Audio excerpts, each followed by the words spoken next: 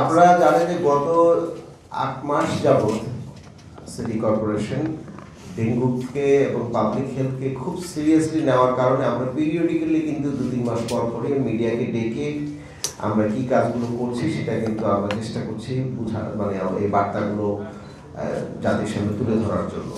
এটার দুটো কারণ আছে।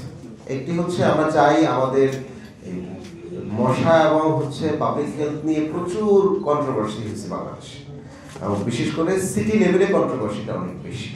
তো সেক্ষেত্রে আমাদের নিজেদের কাজের একটা ট্রান্সপারেন্সি থাকা দরকার। সেটাকে ইন্টারিম টাইমে আমরা এসেছি, এই এক্সাম্পলটা আমরা তৈরি করে দিতে চাই, এবং একটা অ্যাকাউন্টেবিলিটি থাকা দরকার যে আমাদেরকে আপনারা প্রশ্ন করুন, আমাদেরকে জিজ্ঞেস করুন যে আমরা আসলে কতটুকু কাজ করছি, কতটুকু করতে পারছি না, আমাদেরও তো লিমিটেশন আগ্রহ আছে, সেগুলোও তুলে ধরলে আমরা কিছু সংস্কার প্রস্তাব যদি আমরা এখান থেকে করে যেতে পারি ভবিষ্যতের জন্য, তাহলে হয়তো কিছু চেঞ্জ আসবে, আমরাও কিছু চেঞ্জ করছি।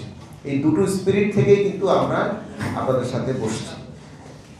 এর মাঝখানে আপনাদেরকে আপডেট করতে চাই যে আমরা প্রথমে যখন এপ্রিলে বৃষ্টি হয় ঠিক তার আগে আমরা একটা রাউন্ড টেবিল করি, এবং এই রাউন্ড টেবিলে আমরা এক্সপার্টদের সাথে যখন রাউন্ড টেবিল করি, ওনারা আমাদেরকে যতগুলো সাজেশন দিয়েছেন আমরা প্রত্যেকটি সাজেশন কিন্তু আমলে নিয়েছি। এরকম না যে আমরা শুনে একটা টোকেন কাজ করেছি, তা না। এবং যার মাধ্যমে আপনারা দেখেছি যে আমাদের এখানে কাজের ফিরিস্তি আছে, আমাদের প্রায় 50-60 ধরনের আমরা কাজ কিন্তু আমরা করছি। অ্যাওয়ারনেস বলেই সীমাবদ্ধ না, প্রতি স্পেসিফিক করেছি, ব্র্যান্ডকে আমরা ইনভলভ করেছি, আমাদের স্টাডিগুলোকে আমরা বাড়িয়েছি, এরপরে রিসার্চগুলো আমরা করছি। একই সাথে যে প্রস্তাবটি বারবার এসছে যে ওষুধগুলো কতটুকু কাজ করে, লার্ভার কোনো জেনেটিক পরিবর্তন হচ্ছে কিনা, আমাদের ওষুধগুলো এখন এফেক্টিভ কিনা, বিটিআই নিয়ে পৃথিবীর বিভিন্ন জায়গা থেকে বলা হচ্ছে, সেটাও কিন্তু আমরা টেস্ট করেছি। সুতরাং পাইলটিং করেছি। সব মানে একটা অ্যাপ্রোচে আমরা এই মশা নিধনের কাজে সীমাবদ্ধ নাই, আমরা যত ধরনের ইনোভেটিভ অ্যাপ্রোচ আছে সেগুলোতে আমরা কাজ করছি। এগুলো করতে গিয়ে আমরা ফিল্ডে অনেকগুলো অবস্ট্রাকল পেয়েছি। এই অবস্ট্রাকলের একটি বড় অবস্ট্রাকল হচ্ছে যে যেই ক্লেমটা ডেঙ্গু নিয়ে ন্যাশনালি করা হয় ইন দ্য মিডিয়া এবং আলোচনা টেবিলে, সেটাকে আমরা আসলে একটু ক্রস চেক করেছি। চ্যালেঞ্জ বলবো না, আমরা ক্রস চেক করেছি, এবং আমরা নিজেরা আমাদের যে সহকর্মীরা আছেন তারা সরজমিনে ফিল্ডে গিয়ে হসপিটালগুলোতে গিয়ে আজকে যে প্রেজেন্টেশনটা আপনারা দেখলেন সেটা করেছেন। এটা করার পেছনে দুটো কারণ যখনই ডেঙ্গু নিয়ে কথা হয় তখন বলা হয় যে একটা মহামারী আসতেছে এবং একটা আতঙ্কের সৃষ্টি তৈরি করা হয়। এবং এটা আসলে কতটা আতঙ্ক তৈরি হচ্ছে, এটা ঢাকার মানুষের জন্য আতঙ্ক কিনা, সেই বিষয়গুলো তথ্য উপাত্ত ভিত্তিক এক ধরনের ক্ল্যারিফিকেশন প্রয়োজন। তো সেই তথ্য উপাত্ত ভিত্তিক ক্ল্যারিফিকেশন যদি আমরা দেখি, তাহলে আমি আপনাদেরকে একটা ছোট্ট ডেটা দিই, তাহলে আপনারা বুঝতে পারবেন।